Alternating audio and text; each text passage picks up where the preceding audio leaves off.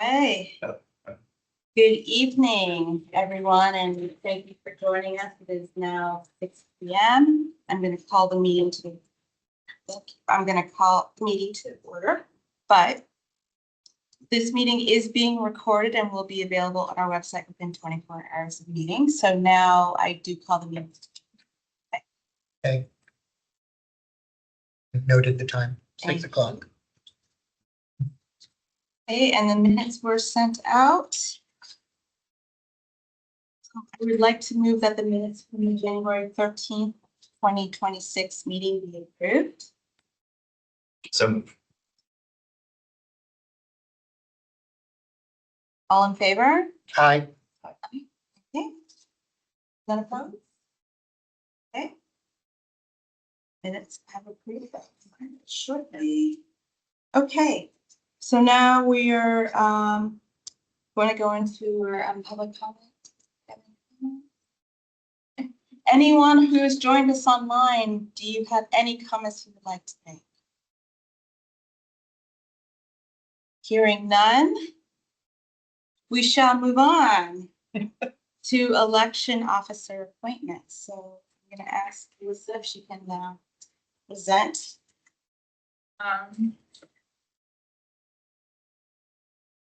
The best English and book ideas. So every year, the electoral board currently has to reappoint officers for a term. State law allows for the term to be up to 3 years. Currently, the board does it year to year. My recommendation is that the board either appoint for a 3-year term this year and then continue on from there in 2-year terms, or do 1 year this year and then start after that with 2 years. The reason for this is the reappointment process does offer a good moment for us to look at the list, take off anybody who is just not serving.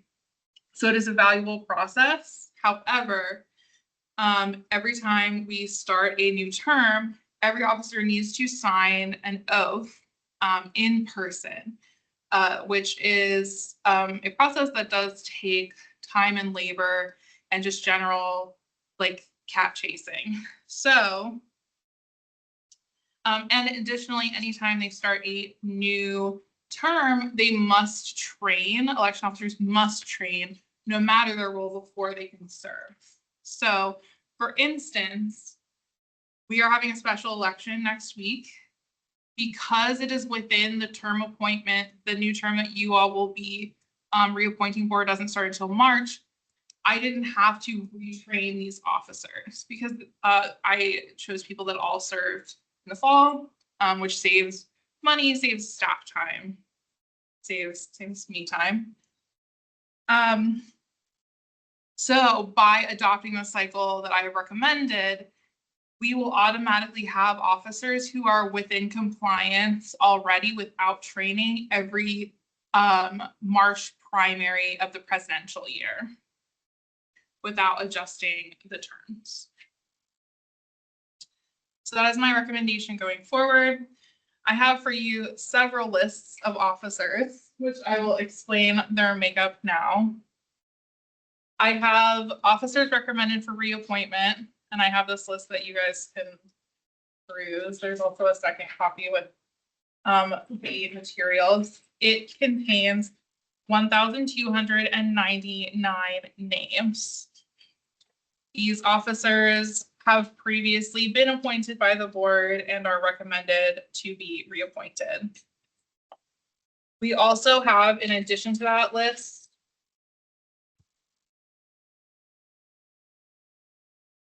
62.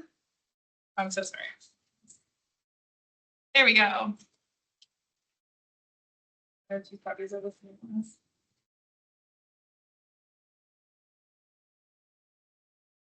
We have a supplement of additional officers. That one, yeah, thank you. Of 45 new officers that I recommend for appointment for a total of 1,344 names.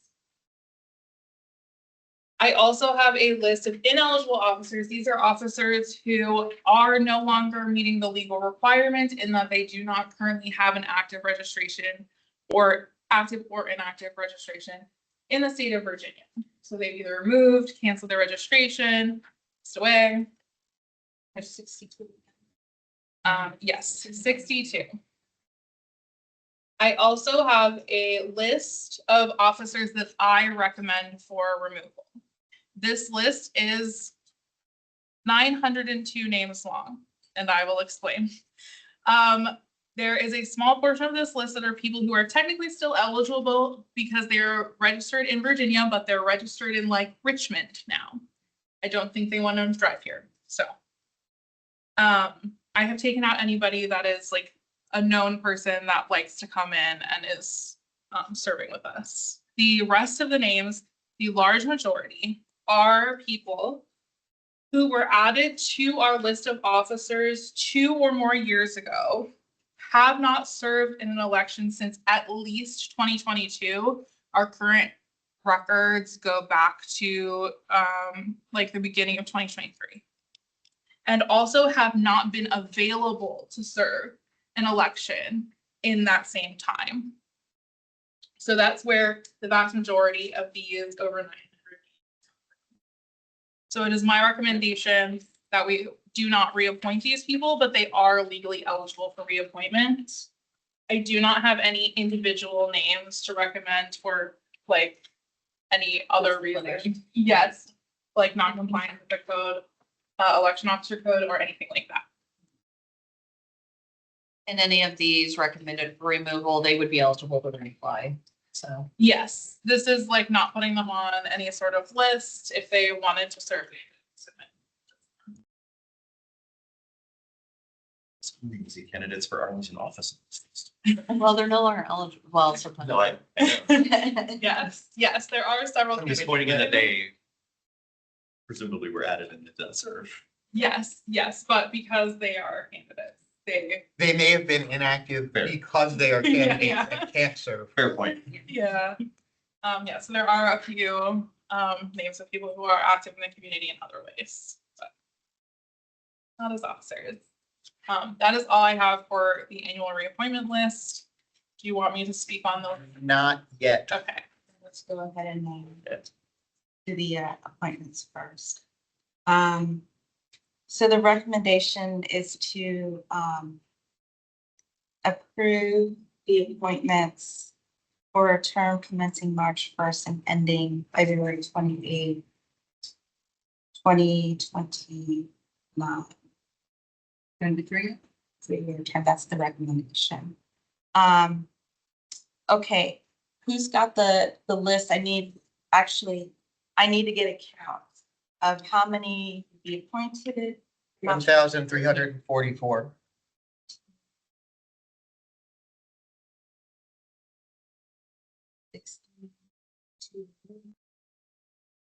Those are ineligible. And the amended list includes the removal of the recommended removals. Yes. Yes. So So between these the four. the 1344 is Yes. inclusive of those having been removed from that list. Yes, Okay. every name appears only once on Gotcha. across these Excellent. lists. Okay. So we're really not voting on the removal, we're voting proactively. Yeah. Because New appointment. their of terms new- will expire of their Right. own at the end. Right, I just want to make Okay. sure I got the Yes. numbers correct. Okay. Okay, so I'm gonna make the motion, which will then open this up for discussion. So I move that the list of election officers, 1,344 in total, provided, be appointed for a term commencing March 1st, 2026, and terminating on February 28th, 2029. Second. Okay, discussion? I think we should go from, I hesitate to go from our usual 1 to suddenly expand to 3. I think I might prefer Alyssa's other option of doing 1 year this year and then moving to 2-year terms, starting with the 2027 to 2029. year. But not Should be. like. 3 years is a long time. Also, we're gonna have a lot of training going on this year, right? So there's, what we've done in the past is we've done the training requirement kind of on an ad hoc basis. So if they're required to attend training once a year.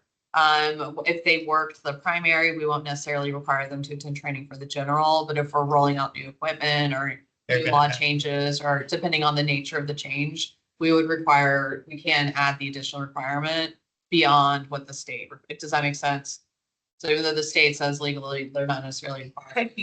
I'm not super concerned. My question for Alyssa would be, how does that affect you? You're the person keeping all of the records and all that. I think having a longer term would make it easier for us to pivot to more online training, because the oath is the one like in-person thing that is required. And we do have a system set up where officers can go to early voting sites to get that oath, but it does require like staff time and follow-up. I think that as far as saving on training, it really only happens when we have a special election in the spring.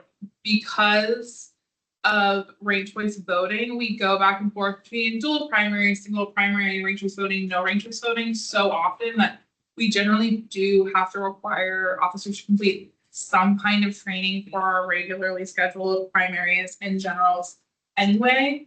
So like the advantage is in these like post administration change special elections and presidential primaries. I am thinking that whatever we do with this appointment, when this one expires, we would want to go back to 2 years where we get into having certain years where we defeat the purpose. If the purpose is to make sure that we're not expiring terms in a presidential year, if we go to 3-year terms consistently, eventually that 3 years will line up with a presidential year. So I'm fine with 3 and then switching back to 2-year terms, always expiring in an odd numbered year.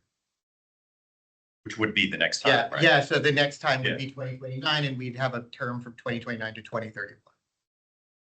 The idea of even talking about the 2030s is ridiculous to me. And yet here we are. But here we are. Here we are. So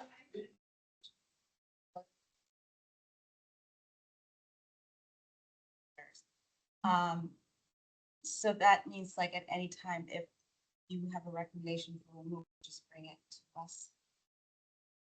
I believe based on the way that the state law is written, technically, we can just remove people from the list. I bring them to you because I think that's best practice. But as far as I understand, and I'm happy to be corrected, there's no specific passage in state law that says that we can't remove people. It is that it is the board's responsibility to ensure that the polling places are staffed and to appoint these officers.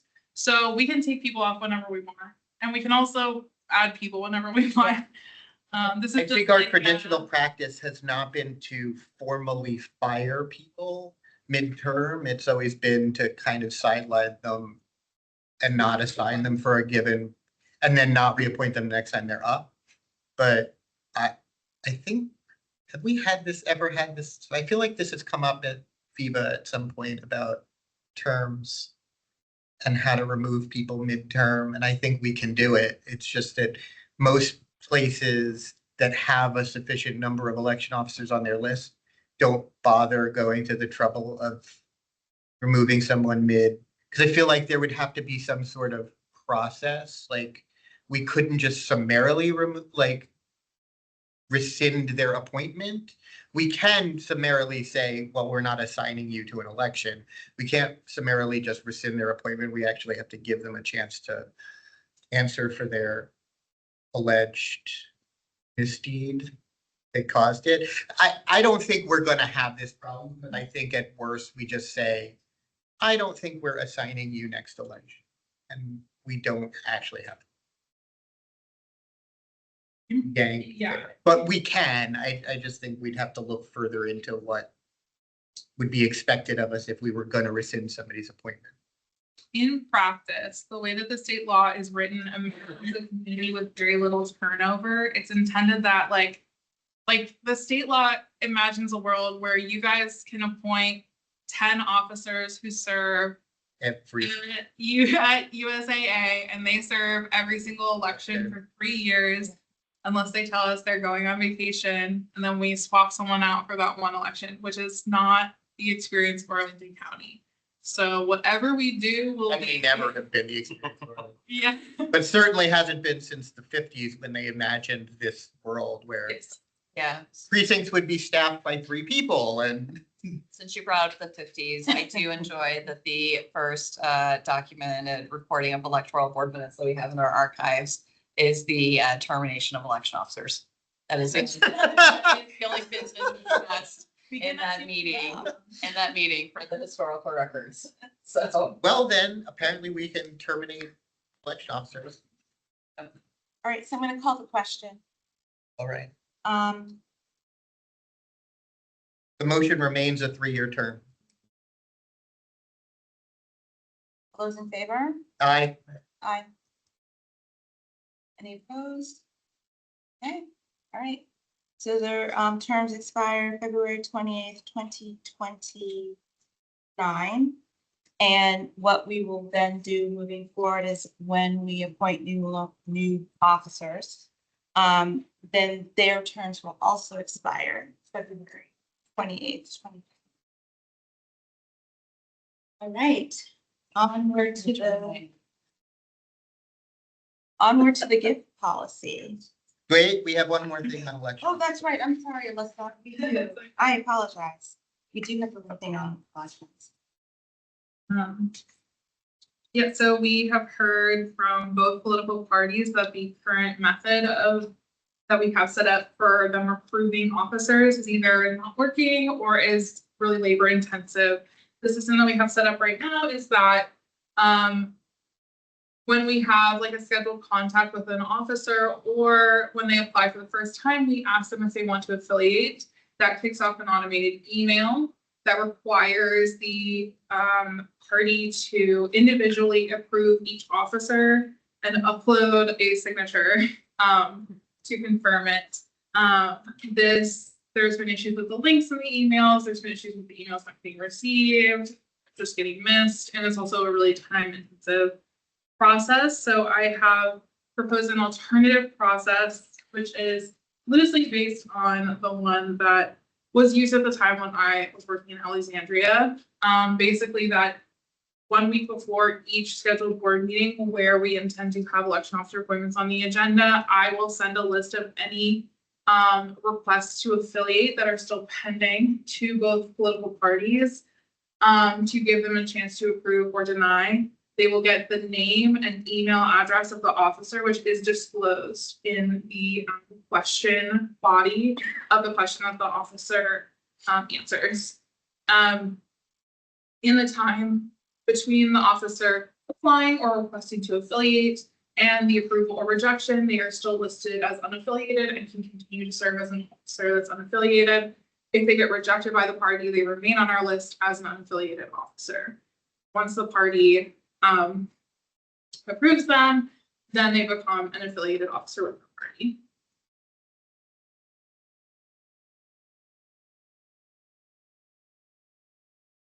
Yeah, I think that.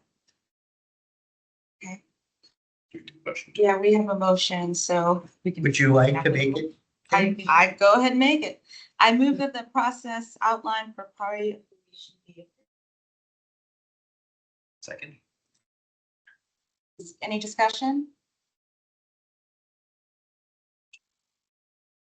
All in favor? Aye. Aye. Right, none opposed, so that is the process. And now we can move on to the gift policy. All right, Dominic, I'm gonna ask you to speak to that, please. Okay, I would move an amendment to the gift policy as it currently stands. The amendments being as follows, and I do have it.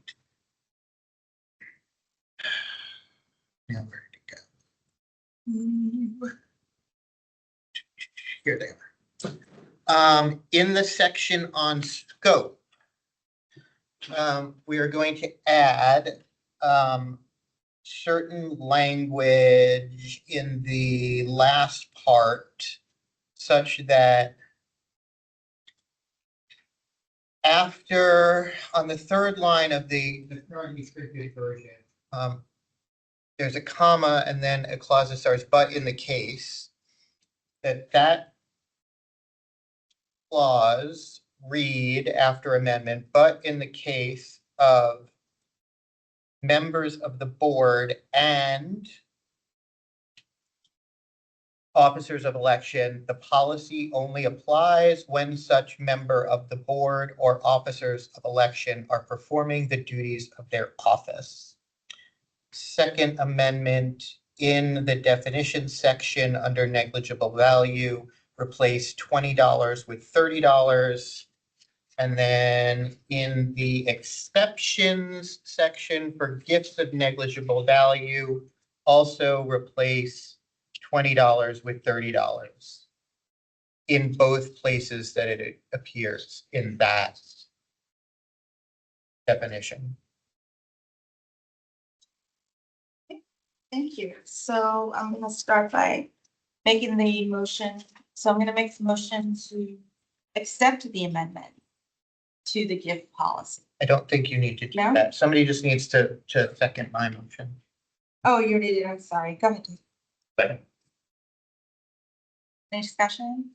I just want to thank both of you for your grace in punting this to this month to give me a chance to read it and provide inputs and the amendments as we discussed. Yes, I will provide some explanation so that it's just out there in the world. One, we're just trying to keep the number for like negligible gifts to something that this is a very unscientific, but I have no problem admitting this is how we decided, like one drink at the lobby bar at the Omni Homestead Hotel, because that's where Viva is, so that people can buy us one drink and that's it. Two, the addition to the scope, prior to Dave's joining us, the three of us were pretty much the only time we did election stuff was when we were doing it for the board. We had no outside electoral contact. Dave does. And so we wanted to add the specificity that this applies only when we're doing our board duties, because he will be involved in some election stuff in his regular full-time job, the one that pays, actual money, not our money. And so like, that is why we're doing it. We're not trying to suddenly create some loopholes for us to take advantage of things. For Kim and I, that's probably like when we go to Viva things, the vendors, will still not be allowed to wine and dine us. But when Dave goes to certain conferences and things in his role as an employee of Microsoft, he's not bound by our rules. I assume they have their own rules that he's bound by. I'm usually the one buying it. Yeah, so that, yes, I mean, But the I gift, do appreciate. our gift policy does not prevent us from giving gifts in excess of $200, but. So that's the explanation for why we're making these amendments. Okay, so all in favor? Aye. Aye.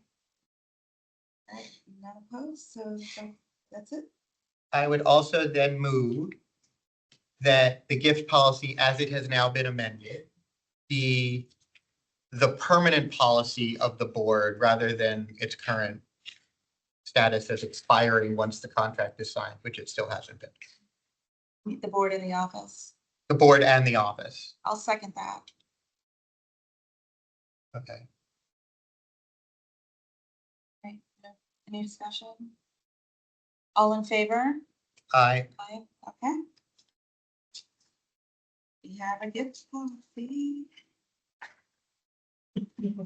We're moving along here. Good stuff. Okay. Scott will be happy. Delegation. I know he's on. Ah, is the next thing. So every year, we actually will go through and review the duty of the task that we delegate to the jury.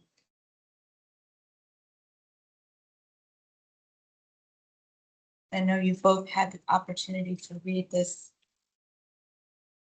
really engrossing document. I spent 30 whole minutes on it today. I read every single one. So I'm going to move that the list of tasks outlined in the attached document be delegated to the general registrar. Can I get a second, please? Second. And discussion, any discussion? Only to say, as we discussed previously, a thank you to Matt Weinstein for his diligence in putting the original list together. Indeed. All in favor? Aye. Okay, none opposed. So, okay. We will sign off on these as well. All right, so next on the agenda is our redistricting update. So we have a slide for this. So, right now, there is an election tentatively scheduled for April 21st, which would allow voters in the Commonwealth to vote on a redistricting constitutional amendment. This election is currently tied up in litigation, so it is not definitively going to happen at this point in time. But should it happen, early voting would run the full 45 days from March 6th to April 18th, with a voter registration deadline of April 14th, and that election would be held on April 21st, with a certification as soon as possible. So that is all we know about this redistricting election, should it take place.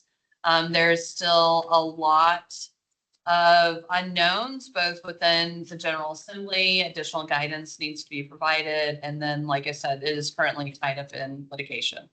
So that is what we know at this point in time. Thank you. And we wanted to discuss this tonight just to let everyone know that we are waiting on further information. So that is where we stand at this moment on redistricting. Wednesday, do we know when this has to be settled? No, Before March 6th, if we're doing. no, not I necessarily. think earlier than that. Yeah, not necessarily. They say, yeah. I know that my next briefing is, I want to say February 6th. That feels like is that a Friday? Yeah, it's a Saturday. Oh, no, that is. It's a Friday. It's a Friday. So I feel like my next briefing's on Friday with the state, but I'm not promising any more answers. I will note that the board will almost, if this goes ahead on this calendar, the board will have an emergency meeting at some point to set early voting hours. Yes. Yeah. We will not be meeting regularly before that. Right, because our next meeting is the second Tuesday. In all likelihood, that'll be an electronic meeting because I might recommend Friday, February 13th, when you're certifying the special election. there's that option as well. Yeah. It's actually really good idea. So Well, we're all in one place. If they've gotten their see where ducks we in a are. row by the See where we 13th. are in 10 days. All right, so old business is Madison Community Center. Yep. So just as a reminder, Madison Community Center is slated for construction starting in June. So we are currently looking to relocate the polling location for the primary election in addition to the early voting location. We have identified locations for both election day and early voting. And we currently are discussing the details with the locations.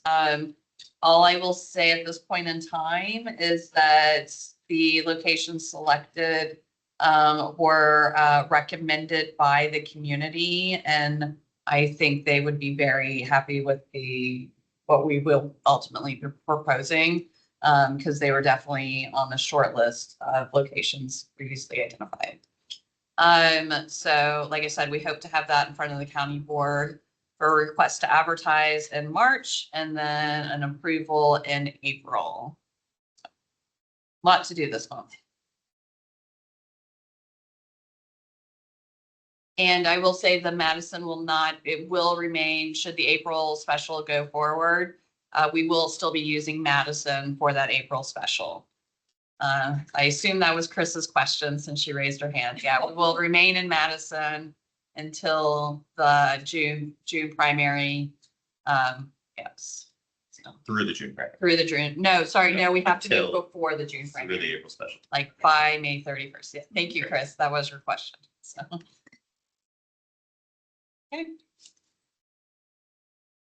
All right, so we've come to the end of our agenda, so there being no further business, I'm going to move that we adjourn this meeting at 6:31 PM.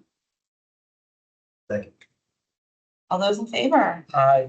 Aye. All right, you're adjourned. Thank you all for attending. Thank you, Chris. Oh, sorry, clapping hands.